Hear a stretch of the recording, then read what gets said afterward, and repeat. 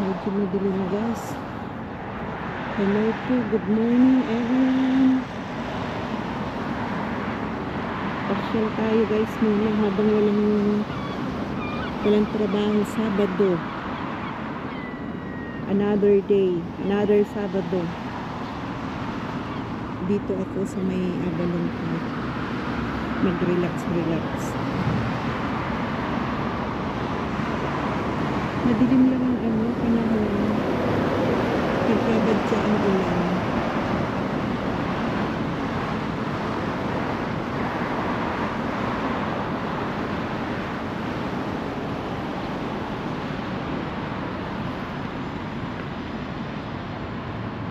Ganda lang yung kapaligiran. Green talaga.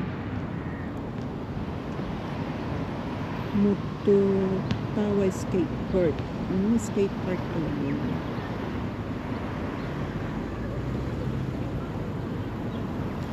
Skate park talaga yun. Skate park.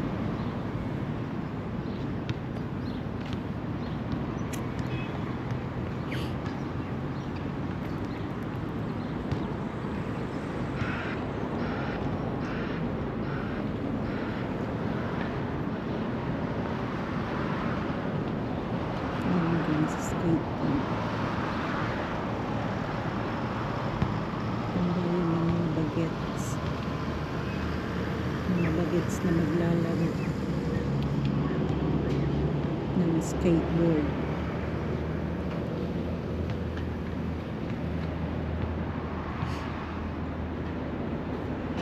May CR pala dito.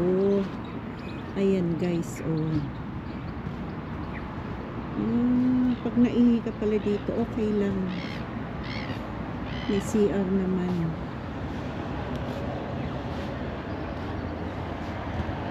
Saan ba daanan dito? Danger. Live cables.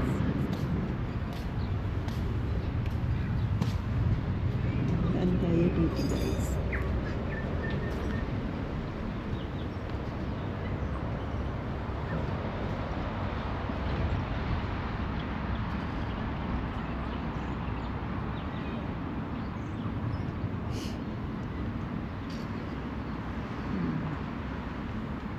Ganito lang guys ang buhay ko dito sa sa Wellington City, New Zealand. Pag walang trabaho, ito lang. Relax pag may time. Kasi guys, Saturday and Sunday wala akong trabaho.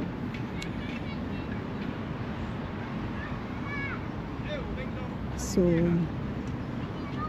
ito lang ang dito, ang buhay ko.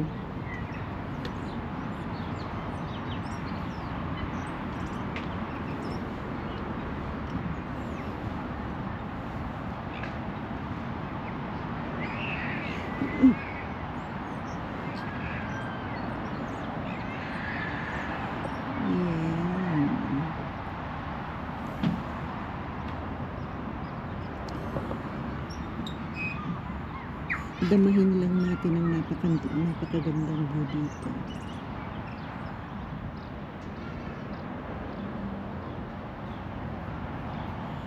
Diyan pwedeng mag-barbecue. Kumain dyan, may 4 na table.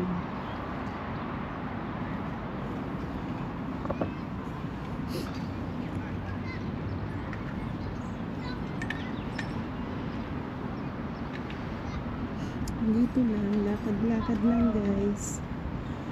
Marelax ang iyong self. Stress away. Tingnan mo lang ang mga napakagandang nature dito sa New Zealand. Marerelax ka na.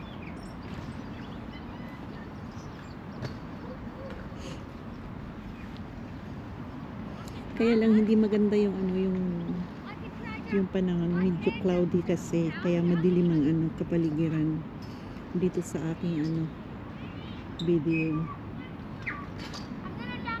Yan dito, mga bata pala nag-aano dito.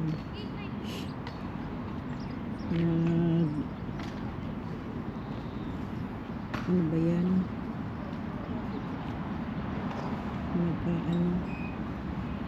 Nag-skate. Ay, hindi skate pala. Ano ba tawag dyan? Yung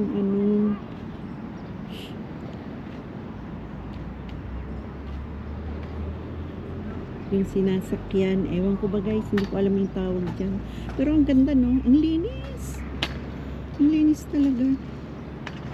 Iba talaga dito.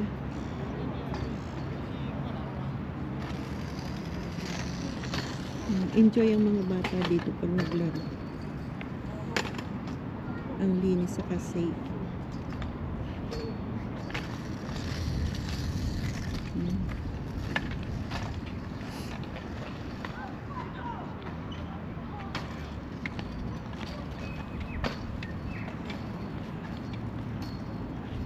Magandahan lang talaga dito sa New Zealand. Ang linis.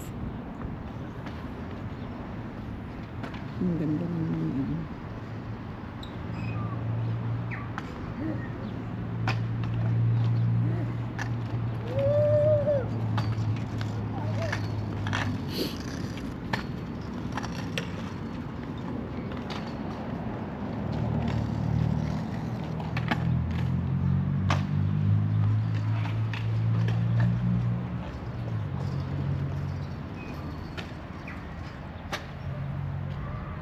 No smoking doors and no electric or motorized vehicles. Bawal, mga ganyan lang talaga pwede.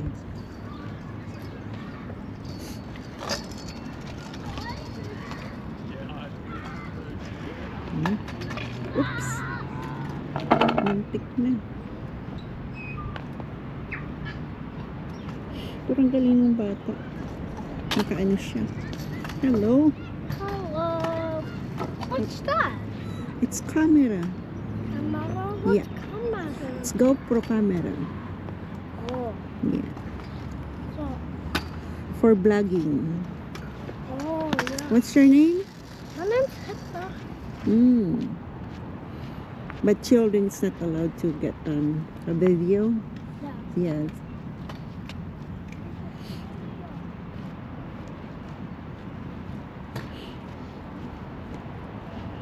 Mahirap na makunan ng video yung mga ganyang bata, guys, na walang consent dun sa mother. Nakikipagkwentuhan sana, kaya lang hindi pwede. Baka tayo. Mulan na. Sa Stocks Valley. Nay ko yung sinampay ko.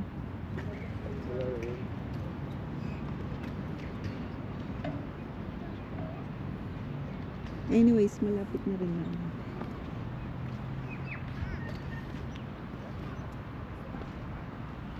Uulan kasi guys, pero may init naman doon.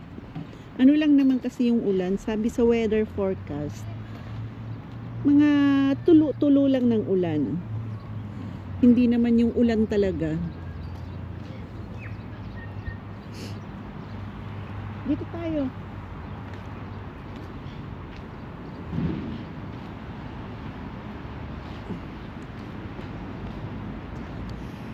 Yung magre-relax ka lang sa ganitong lugar, ayos na. Magkakaroon ka ng peace of mind. Makikita yung mga ganito.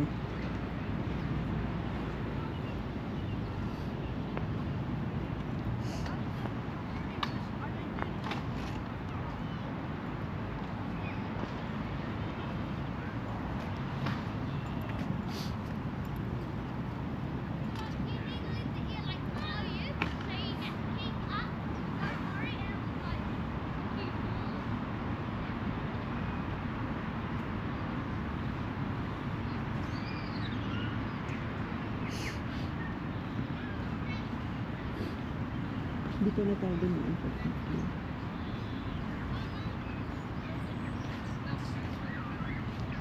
Guys, dito tayo sa mga wild duck. Pagmasdan natin ang mga lumalangoy na wild duck. Dumami na sila ngayon dito.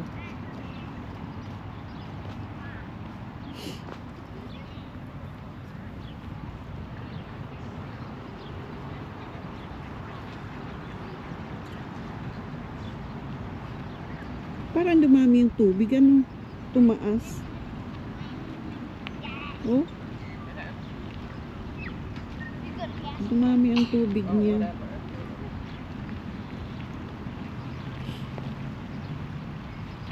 May kainan yan, di ba? May kainan dyan. May kainan dyan. What? Yan, malamig. Pero yung tubig dito guys, hindi siya malinaw.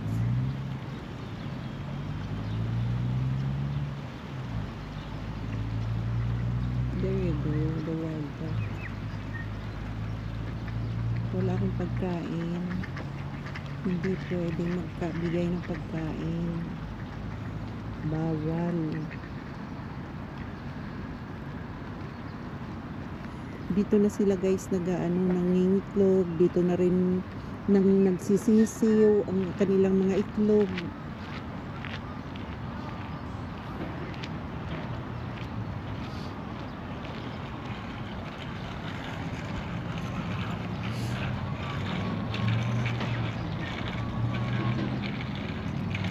Dito talaga pasyalan ng mga bata dito.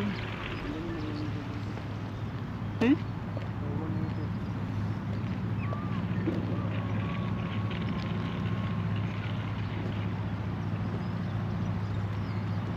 May kalapati din.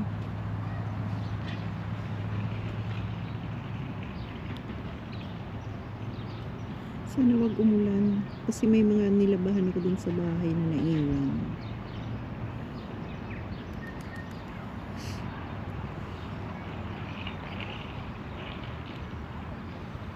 Dito, tambay ka dito sa bench na to. Upo-upo ka lang dyan. Tingnan mo yung mga duck na na lumalangoy. Tapos tingnan mo yung skeleton ng dinosaur.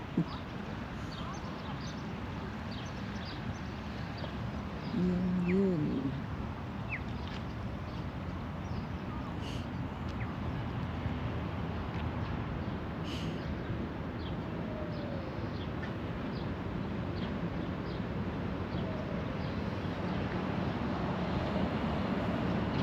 Nakaka-relax din dito maglakad-lakad eh. Ma-exercise ka na, magkakaroon ka pa ng peace of mind.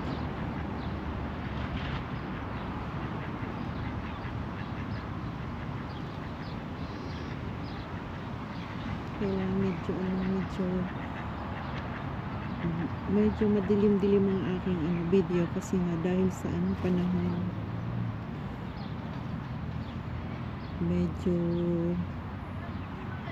cloudy kasi. Cloudy siya. Kaya ganyan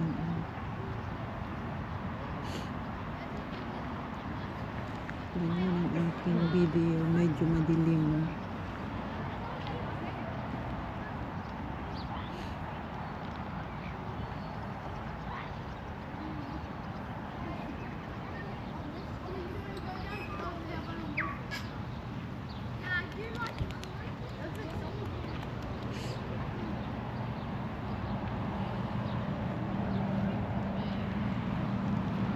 Ganito lang naman kasimple guys yung pasyalan dito eh. Enjoy yung mga bata. Nag-i-enjoy rin lang sila. Doon kasi may doon yung para sa mga bata na zipline. Zipline ba tawag doon? Para lang sa mga bata. Mababa lang naman siya. So kaya nag-i-enjoy ang mga bata. Ayan dumadami pumapasyal pag ganitong oras na. Dumadami na sila.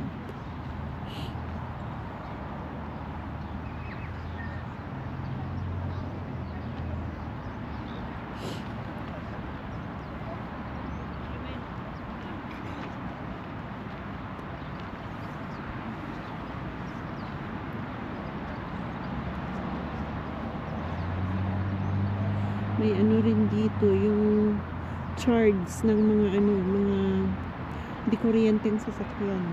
Pwede mag-charge doon yung kulay blue na yun. Doon lang mag-charge. electric car. Ito guys, history. Ito ang important Maori connected with Motutua. Historic information about the Avalon area prior to a European settlement.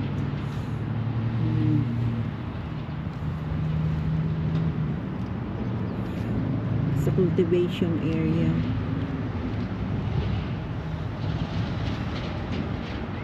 This area was known as Motutawa. The name indicating strong iwi links with North Taranaki, particularly with Tiatiawa.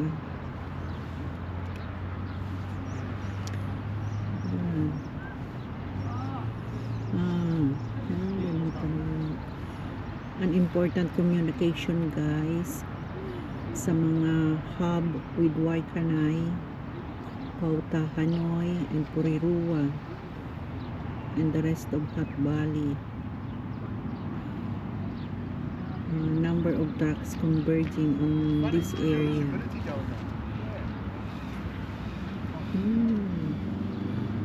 This place also significant interaction between Ngatitama and Governor George Grey, and between Ngatitama and early European settlers such as Thomas Mason.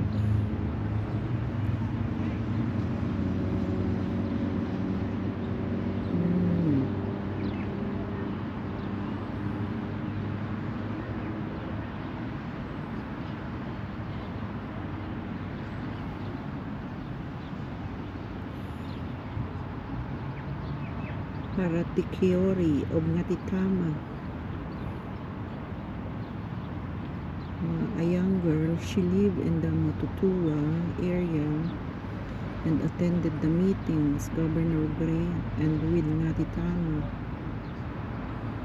along with her uncle Parata Tikiori, where Grey undertook to purchase land for Ngatitama in the Hutt.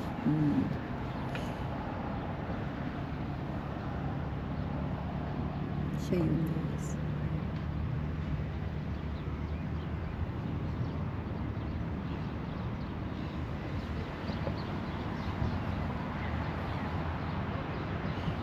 Tara na.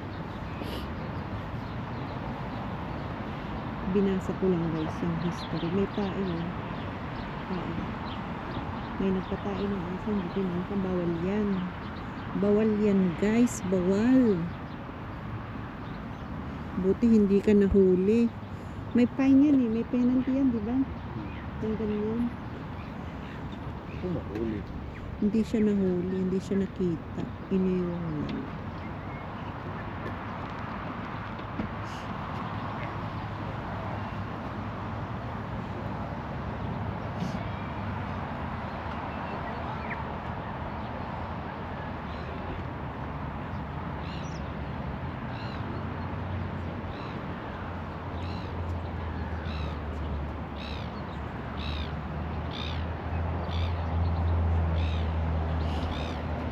I see the duck now. Yeah, thank you for not photos.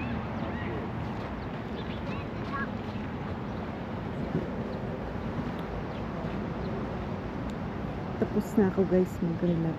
May nagmi-meditating. Tama ba ako? Meditate. Doon yung nag-exercise na ano. Mga Chinese. Doon. Kasi mas tahimik kasi na mag exercise ng ganyan dito. Meditate. Tama ba yun guys? Comment down below kung tama ako sa meditate na yun. May mga ano rin dito, rider. Dami nila.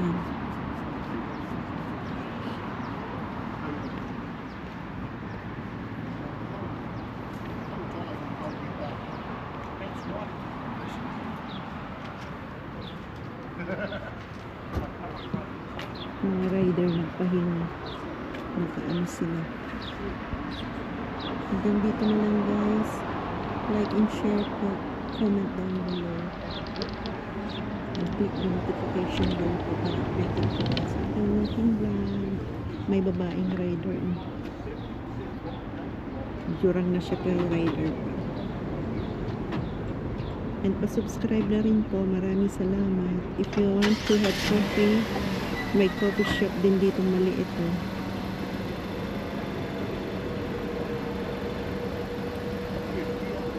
Bye guys! Yung mga taga-ano dito na lang kayo pumasyal, malapit pa. Affordable. Bye!